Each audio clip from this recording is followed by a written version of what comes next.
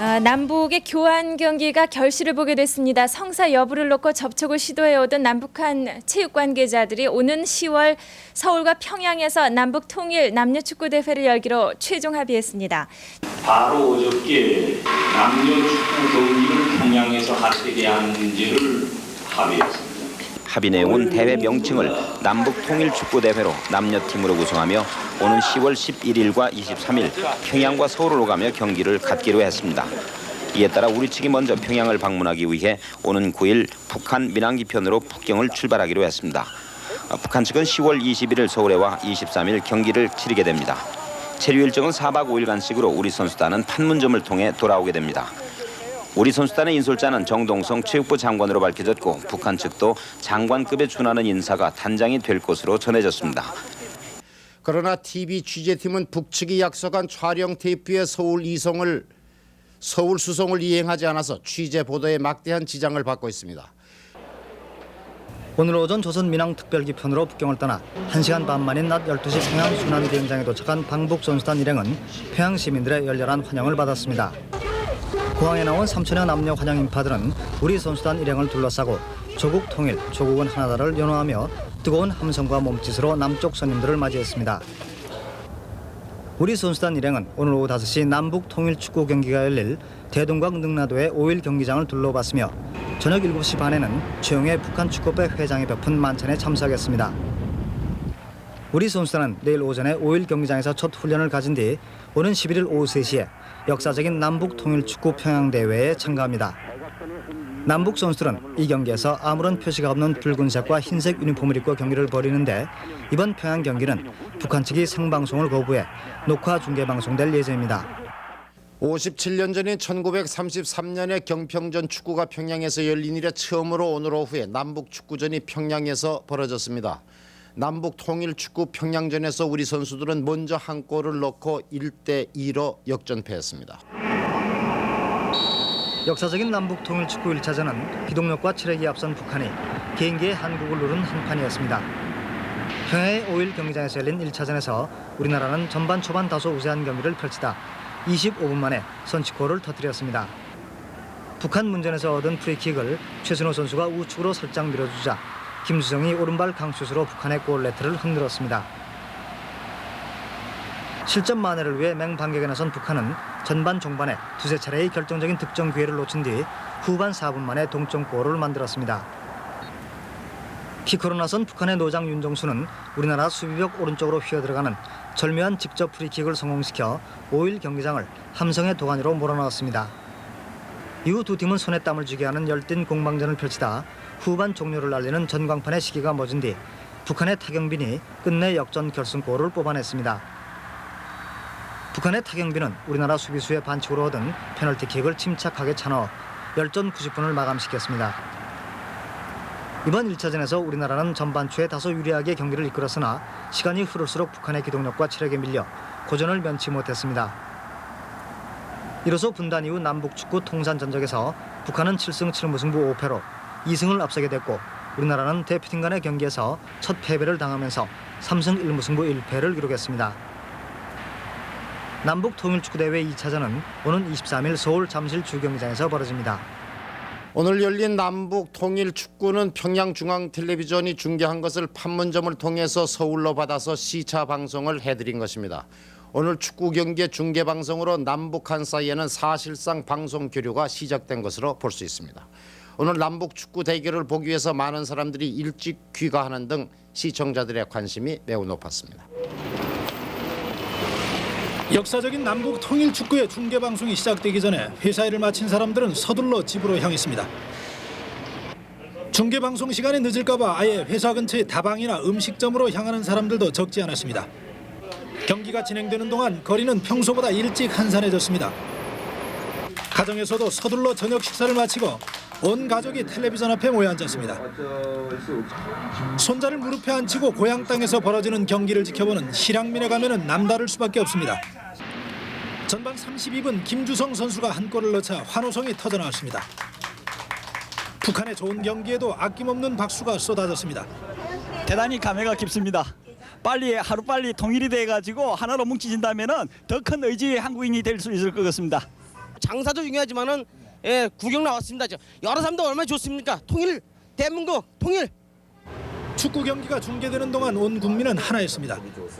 비록 몸은 함께하지 못했지만 마음만은 평양의 능라도 경기장에 함께 모인 듯 약간은 들뜬 표정으로 통일 축구로 성큼 다가온 듯한 통일 기운을 가슴 벅차하는 모습이었습니다.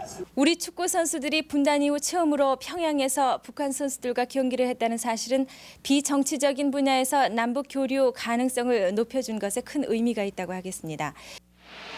분단 이후 처음으로 우리 축구 선수단이 평양 5.1 경기장에서 북한 선수들과 승패를 떠난 경기를 벌인 것은 비정치적인 스포츠 분야에서의 교류 가능성을 높여주었다는 점에서 긍정적인 평가를 받고 있습니다. 서울에서 다시 만나기를 약속하면서 아쉽게 그리고 조국 통일의 희망을 안고 평양역을 떠나갑니다. 평양에 도착한 우리 선수단은 깨끗한 매너로 평양 시민들에게 동포애를 심어주었고 북한 측도 성의 있게 우리 측 일행을 맞아줌으로써 남북 화해 분위기 조성에 기여했다고 볼 수 있습니다. 북한 측이 이번 대회를 노동당 창당 행사의 일환으로 대체해 정치 선전에 이용했다는 지적도 있으나 전체적으로는 한반도의 긴장을 완화시키는 역할을 해냈다는 분석입니다. 이번 대회는 그동안 중단된 남북체육회담을 재개할 수 있도록 길을 열었고 이를 계기로 스포츠뿐만 아니라 예술, 문화 등 타 분야의 남북 교류 분위기가 확산돼 나갈 전망입니다. 우리 선수단이 남북 통일 축구 대회를 끝내고 돌아가는 평양역 플랫폼에서 KBS 뉴스 김기춘입니다. 판문점을 출발한 북측 대표단은 통일로와 마포를 거쳐서 숙소인 쉐라톤 워커힐 호텔에 도착했습니다. 이들이 통과한 서울 거리를 지나던 많은 시민들은 따뜻한 마음으로 손님들을 맞았습니다. 10여 대의 승용차와 대형 버스에 나타난 북측 대표단 78명은 오전 11시쯤 임진각 자유다리를 건넜습니다. 북측 일행은 잘 익은 벼가 황금 물결을 이루는 사이로 곱게 뻗은 통일로를 따라 서울로 달렸습니다. 휴일 나들이길에 나선 시민들은 차를 세운 채 선수단 행렬에 박수를 보냈고 부파발을 지나 시가지에 들어서자 환영 인파는 더욱 늘었습니다. 지나는 거리마다 많은 시민들이 손을 흔들고 박수를 치며 북측 선수단을 따뜻하게 맞이했습니다. 마포대교와 올림픽대로를 거친 북한 대표단은 낮 12시 25분쯤 숙소인 서울 쉐라톤 워커힐 호텔에 도착했습니다. 우리 선수단 일행은 조국 통일에 대한 북남 체육인들과 온 결의의 수건을 안고 오늘 여기 서울에 도착하였습니다. 박종환 감독과 최순호 선수 등 우리 측 남녀 축구 대표 선수들도 호텔 앞에서 북측 선수들을 반갑게 맞이한 뒤 오는 23일 열리는 경기에서의 선전을 다짐했습니다. 잠실 스타디움을 꽉 메운 관중. 그들이 남북 축구 대결을 보는 눈은 일반 축구의 시합을 보는 것 이상이었습니다. 7만여 관중이 지켜보는 가운데 남북 통일 축구 2차전 서울 경기는 염광여상 고적대 화려한 율동과 함께 남북한 남녀 선수들이 손을 잡고 박수와 한호 속에 입장하면서 역사적인 막을 올렸습니다. 경기가 시작되면서 응원단장이 남북 선수 구분 없이 이름을 부르며 격려하는 모습으로 한결의 한민족임을 확인했고 넘어진 선수를 일으켜줄 때는 한 형제임을, 여자 선수들이 나란히 앉아 얘기꽃을 피우는 모습은 자매를 연상케 했습니다. 경기를 보니까요, 진짜 한 가족 같고 남북이 갈라졌다는 게 실감이 안 나요. 좀 황해도 해야준대요. 이 경기를 보면서 곧 통일돼서 고향에 들어갈 것 같습니다. 보컬그룹 코리아나가 서울올림픽 주제가인 손에 손잡고를 부르자 7만여 관중은 손뼉치며 남북이 하나가 되는 장이 되었고 또 경기를 마치고 유니폼을 바꿔 입은 남북 선수들이 관중들에게 답례하자 잠실벌은 우리의 소원은 통일이라는 숙연한 음성으로 모두가 하나가 됐습니다. 북측 보도 태도에서는 좀 다른 현상이 나타납니다. 우리 독자들은 평양 회담을 취재한 기자들의 평양 방문기를 읽으면서 방공 광신자들의 잠꼬대라고 느끼지는 않았을 것입니다.